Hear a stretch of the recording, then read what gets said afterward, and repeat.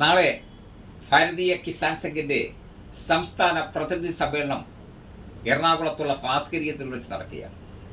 രാവിലെ 9 മുതൽ ആരംഭിക്കുന്ന സമ്മേളനം വൈകിട്ട് വരെ നീണ്ടു നിൽക്കും. സമ്മേളനത്തിൽ ദേശീയ സംസ്ഥാന നേതാക്കൾ ഉൾപ്പെടെ പ്രഗത്ഭരായ ശാസ്ത്രജ്ഞന്മാരും പങ്കെടുക്കുകയാണ്. കാർഷിക രംഗത്ത്, കാർഷിക നവോത്ഥാന രംഗത്ത് പുതിയ വിപ്ലവം രചിക്കുവാൻ ആണ് ഈ സമ്മേളനം തുടക്കമിടുന്നത്. ഈ സമ്മേളനം കൊണ്ട് ഉദ്ദേശിക്കുന്നത് കർഷകർ, കേരളത്തിലെ കർഷകർ ഏറെ പ്രതീക്ഷയോടുകൂടിയാണ് ഈ സമ്മേളനത്തിനെ നോക്കിക്കാണുന്നത്. കർഷകരുടെ ന്യായമായ അവകാശങ്ങൾ സംരക്ഷിക്കുവാനും അവയെ നിലനിർത്തുന്നതിനും അവകാശങ്ങൾ നേടിയെടുക്കുന്നതിനും പ്രതീക്ഷ അർപ്പിക്കുന്നത് ഈ സംഘടനയിലൂടെയാണ്. നാട്ടിൻ്റെ നാലാ ഭാഗങ്ങളിലും വളരെ ചുരുങ്ങിയ കാലം കൊണ്ട് തന്നെ ഈ സംഘടന ചർച്ചാംശയമായി കിടക്കുന്നു. ഈ സംഘടനയുടെ പ്രവർത്തനം ജനങ്ങൾ വീക്ഷിച്ചു വരികയാണ്.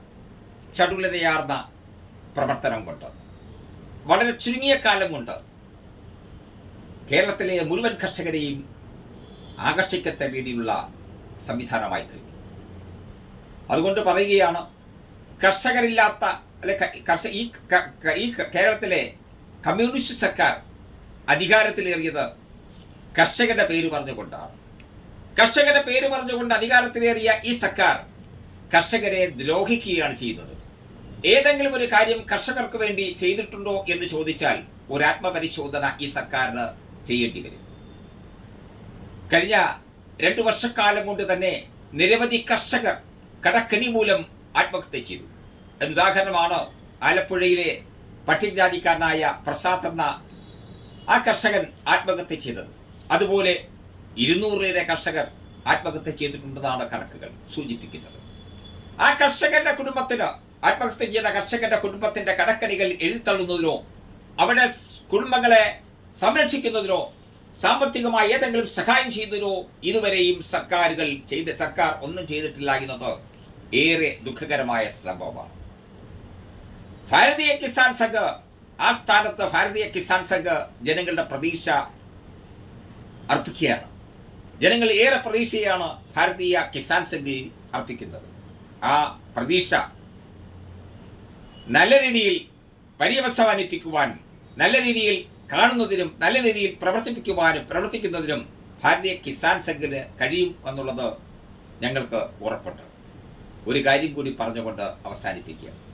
കർഷകരില്ലാത്ത രാജ്യത്ത്, കർഷകരില്ലാത്ത ഭാരതം ഒരിക്കലും മുന്നോട്ട് പോകാൻ കഴിയില്ല. കർഷകരഹിത ഭാരതം ദരിദ്ര ഭാരതമാണ്. അതുകൊണ്ടാണ് അടുത്ത കാലത്ത് ശ്രീ മോദിജി, ഭാരതത്തിലെ പ്രധാനമന്ത്രി ശ്രീ മോദിജി 13,460 കോടി രൂപ അധിക ബഡ്ജറ്റായി അവതരിപ്പിച്ചുകൊണ്ട്, അധിക ധനസഹായം നൽകിക്കൊണ്ട് കർഷകരെ ശാസ്ത്രീയമായി പുരോഗമന പാതയിലെത്തിക്കാൻ വേണ്ടി ശാസ്ത്രീയമായ രീതിയിൽ കർഷകർക്ക് എത്ര പ്രകാരം കൃഷി ചെയ്യുവാനും അവരെ പ്രോത്സാഹിപ്പിക്കാൻ വേണ്ടിയുള്ള ധനപദ്ധതികൾ ആവിഷ്കരിച്ചത്. കേരള സർക്കാർ ആ സ്ഥാനത്ത് എന്താണ് ചെയ്യുന്നതെന്ന് ഒരു ആത്മപരിശോധന നടത്തേണ്ട സമയം അതിക്രമിച്ചിരിക്കുകയാണ്. ഭാരതീയ കിസാൻ സംഘിൽ അംഗമാകൂ, അഭിമാനിക്കൂ, കർഷകരെന്ന് അഭിമാനിക്കൂ. നിങ്ങൾക്ക്